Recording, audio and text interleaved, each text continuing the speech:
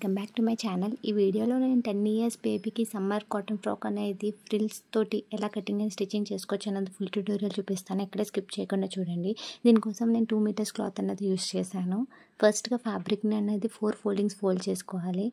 వీడియోలో చూపిస్తున్నట్టు పైనుంచి 1/2 ఇంచ్ అనేది ఖర్చుల కోసం లీవ్ చేసుకోవాలి. అండ్ నెక్ విడ్త్ వచ్చేసి 3 ఇంచెస్ తీసుకుంటున్నాను. అండ్ షోల్డర్ వచ్చేసి 2.5 ఇంచెస్ తీసుకుంటున్నాను. అండ్ పైన స్లోప్ కోసం ఏంటంటే షోల్డర్ వైపు ఒక 1/2 ఇంచ్ అనేది డౌన్ చేస్తున్నాను. అండ్ అక్కడ నుంచి ఆర్మ్ డౌన్ అనేది నేను 6 ఇంచెస్ తీసుకుంటున్నాను. అండ్ 1 ఇంచ్ అనేది రౌండ్ దగ్గర మార్క్ చేసుకొని కర్వ్ అనేది ఆర్మ్ కర్వ్ అనేది మనం డ్రా చేసుకోవాలి వీడియోలో చూపిస్తున్నట్టు.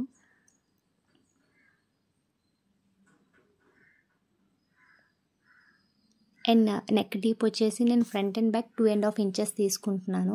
అండ్ వీడియోలో చూపిస్తున్న నెక్ అనేది ఇలాగా డ్రా చేస్తున్నాను.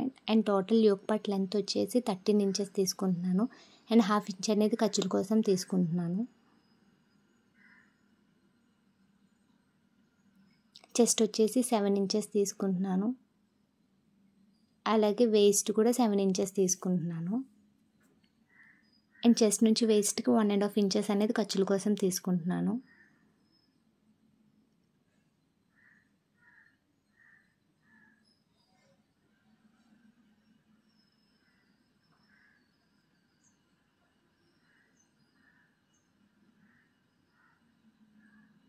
సో ఇప్పుడు నేను ఎలా అయితే మార్క్ చేసుకున్నానో అలా అయితే కట్ చేసుకుంటున్నాను.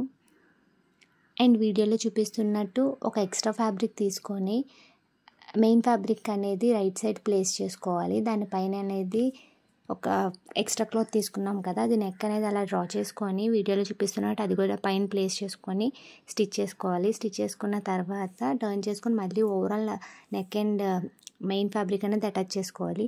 ఇప్పుడు వీడియోలో చూపిస్తున్నట్టు నేను షోల్డర్స్ అనేవి అటాచ్ చేస్తున్నాను. ఫ్రంట్ అండ్ బ్యాక్ పార్ట్స్ అనేవి అలాగే డిజైన్ చేసుకొని పక్కన పెట్టుకున్న తర్వాత షోల్డర్స్ అనేవి అటాచ్ చేసుకోవాలి. ఇక్కడ నేను 2 షోల్డర్స్ కూడా అటాచ్ చేశాను.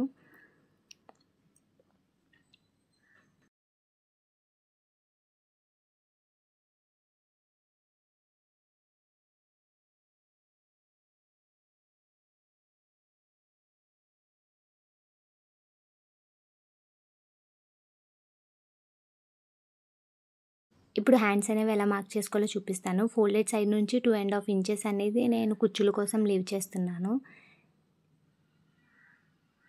అండ్ ఫ్యాబ్రిక్ అంతా ఈవెన్గా పెట్టుకొని పైనుంచి అనేది ఒక 1/2 ఇంచ్ అనేది నేను ఖర్చుల కోసం లీవ్ చేస్తున్నాను. అలాగే లాస్ట్లో పైనుంచి అనేది ఒక 2.5 ఇంచెస్కి మార్క్ చేసుకొని వీడియోలో చూపిస్తున్నట్టు హ్యాండ్ కర్వ్ అనేది అలా తీసుకోవాలి.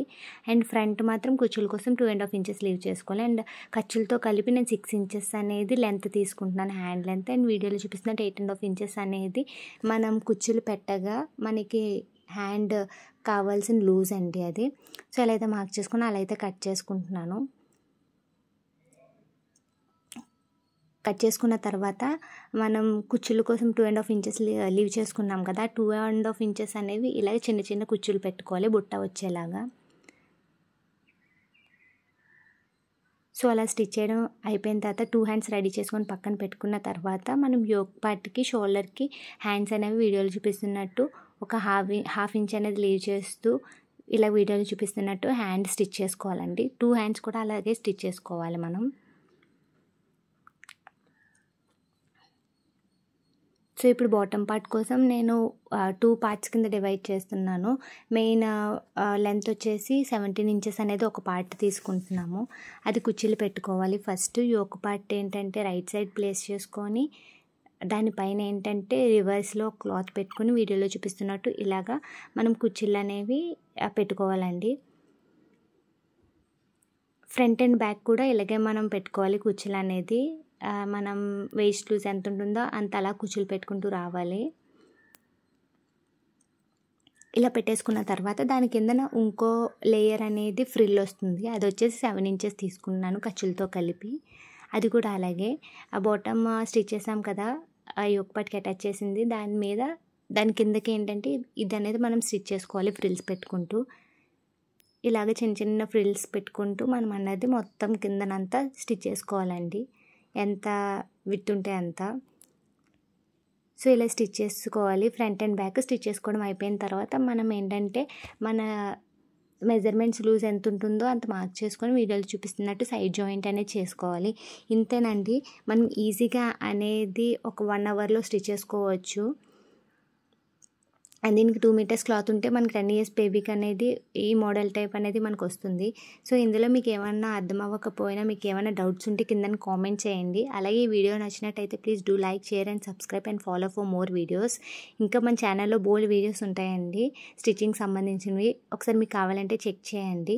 అలాగే వీడియో నచ్చినట్టయితే లైక్ చేయడం మాత్రం మర్చిపోకండి. Thanks for watching.